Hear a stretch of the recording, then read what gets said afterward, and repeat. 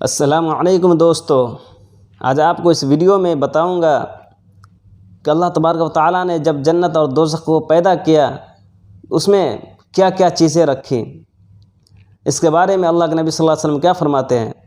حضرت ابو ہریرہ رضی اللہ تعالیٰ عنہ فرماتے ہیں کہ رسول اکرم صلی اللہ علیہ وسلم نے ارشاد فرمایا کہ جب اللہ تبارک و تعالیٰ نے جنت کو پیدا کیا تو جبرائیل علیہ السلام سے کہا، اے جبرائیل جاؤ جنت کو دیکھو۔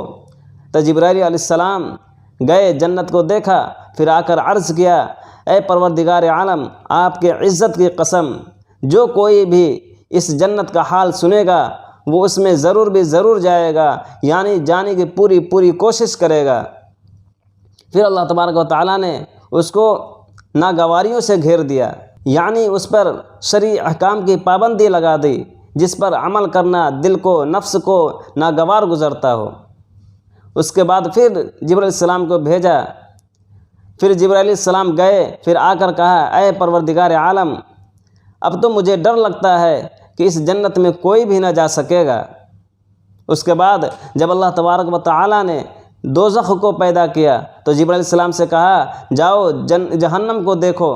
جبرائیل علیہ السلام گئے، جہنم کو دیکھا، پھر واپس آئے، آ کر عرض کیا، اے پروردگار عالم، آپ کے عزت کی قسم، جو کوئی بھی اس جہنم کا حال سنے گا وہ اسے بچنے کی پوری کوشش کرے گا۔ پھر اللہ تبارک و تعالیٰ نے اس کو نفسانی خواہشات سے گھیر دیا۔ پھر جبرائیل علیہ السلام سے کہا، اب جاؤ، جا کر دیکھو۔ تو جبرائیل علیہ السلام گئے، دیکھا، پھر واپس آئے، پھر اللہ تبارک و تعالیٰ سے کہا، اے پروردگار عالم، آپ کے عزت کی قسم، اب تو مجھے اس چیز کا ڈر لگتا ہے کہ اس میں داخل ہونے سے کوئی بچ نہ سکے گا۔ میرے بھائیو، اللہ تبارک و تعالیٰ ہمیں جہنم کی آگ سے بچائے، ہم سب کو نیک عمل کرنے کی توفیق دے۔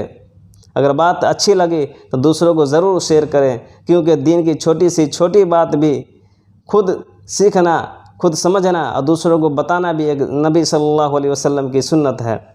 خدا حافظ۔